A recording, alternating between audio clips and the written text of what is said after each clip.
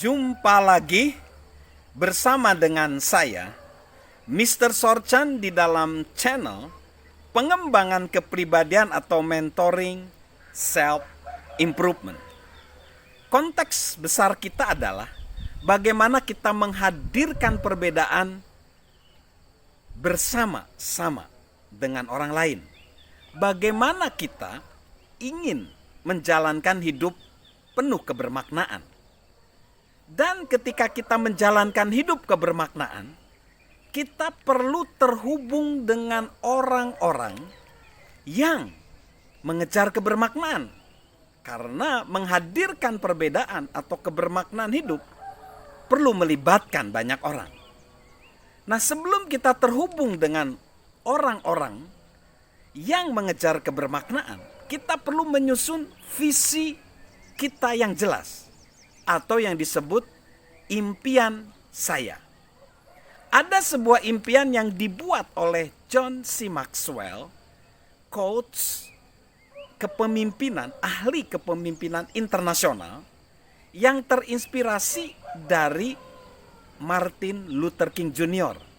I have a dream, atau diterjemahkan ke dalam bahasa Indonesia, impian saya.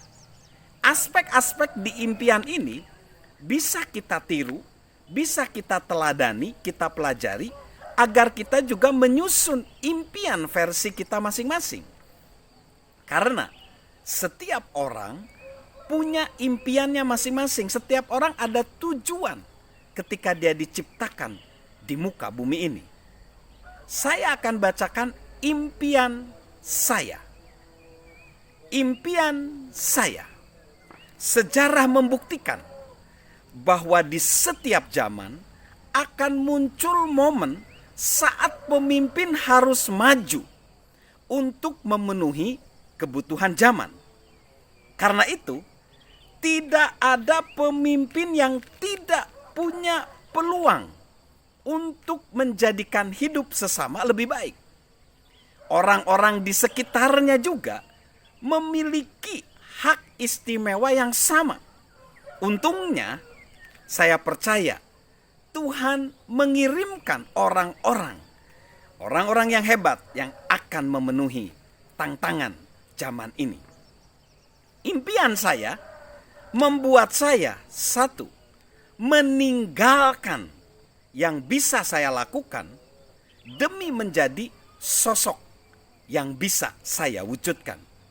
Dua, merasakan yang tak terlihat sehingga bisa melakukan hal yang dianggap mustahil. Tiga, percaya pada sumber daya Tuhan, karena impian selalu lebih besar daripada semua kemampuan dan nalar saya. Empat, tetap bertahan ketika putus asa, karena tanpa iman di masa depan tidak akan ada kekuatan saat ini. Lima, menarik para pemenang, karena impian besar menarik orang-orang besar. 6. Melihat diri sendiri dan orang-orang lain di masa depan. Impian adalah janji tentang sosok yang akan kita wujudkan di masa depan. Ya, saya punya impian.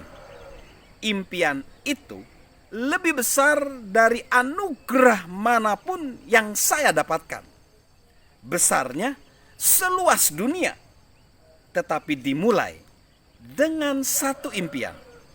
Bersediakah Anda bergabung dengan saya? Dalam formulasi impian ini ada beberapa faktor, yaitu faktor yang pertama adalah faktor kesempatan. Bahwa kita punya kesempatan yang sama untuk mewujudkan impian.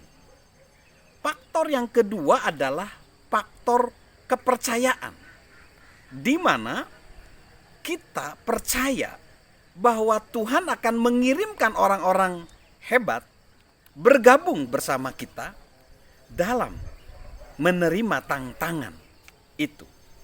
Lalu yang ketiga adalah faktor peluang. Kalau tadi kesempatan, di pertama faktor peluang, di mana setiap orang juga punya peluang, dan jalur peluang itu selalu dipenuhi kalau kita mau kompromi, mau berbagi, mau kompromi. Lalu yang keempat, faktor iman. Iman itu identik dengan bagaimana kita mengalahkan ketakutan kita. Karena di mana ada iman, maka di situ ketakutan akan hilang. Lalu yang kelima, faktor tantangan. Apakah orang-orang itu tertantang membuat perbedaan? Faktor yang keenam adalah faktor sikap. Diperlukan sikap pemenang, sikap yang positif. Dan itu teruji ketika menghadapi tantangan atau kesulitan. Lalu faktor pemenang. Ketika mewujudkan hidup yang bermakna, ingin menghadirkan perbedaan bersama sesama, perlu mentalitas pemenang. Mentalitas pemenang ini adalah mentalitas yang selalu siap menghadapi tantangan dan selalu ingin sesuatu yang lebih besar dan selalu ingin bertumbuh, berimprovement.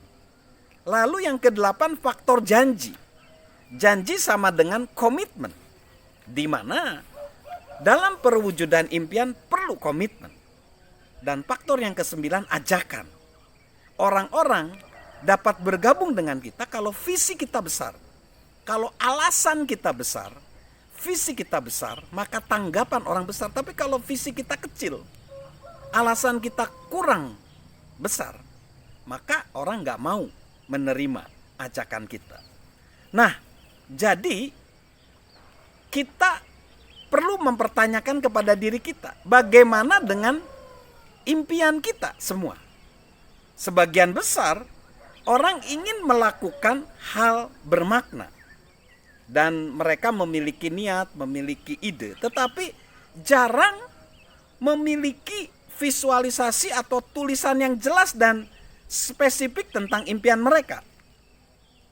Tidak adanya kejelasan itu membuat mereka semakin sulit mencapai impian dan semakin sulit terhubung dengan orang-orang yang sepemikiran, dan juga orang-orang nggak akan tertarik bermitra dengan mereka. Jadi guys, luangkan waktu untuk menuliskan impian kita. Isinya bisa berupa prinsip-prinsip seperti I have a dream tadi, atau juga bisa berisi puisi, berisi cerita atau daftar. Buatlah seperti yang kita mau, tetapi pastikan kita benar-benar menulisnya. Ya, jadi durasi ketika kita menulis itu tidak penting, karena di sini pengalaman John C. Maxwell, dia butuh waktu lama, ya. Bahkan konsepnya itu bisa 50 konsep. Baru yang ke-51 baru benar. Jadi pastikan proses penulisan itu memaksa kita memperjelas pemikiran kita dan mengetahui apa yang kita inginkan. Lalu setelah selesai, putuskan bahwa kita akan membagikan impian itu dengan siapa.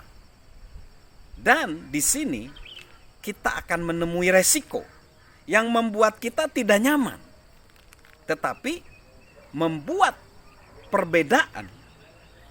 Harus diceritakan impian kita kepada orang lain. Mulailah berbagi dengan orang-orang yang mendorong kita, entah mereka bergabung atau enggak. Lalu lebarkan lingkaran kita, mulai ceritakan kepada orang-orang yang kita yakini berpikiran sama, dan perhatikan kemana arahnya. So, marilah kita memiliki impian untuk mewujudkan perbedaan, menghadirkan kebermaknaan hidup. Salam untuk menjalankan hidup yang bermakna. Salam untuk menghadirkan perbedaan bersama orang-orang lain. Dan tentunya salam sehat dari saya, Mr. Sorchan.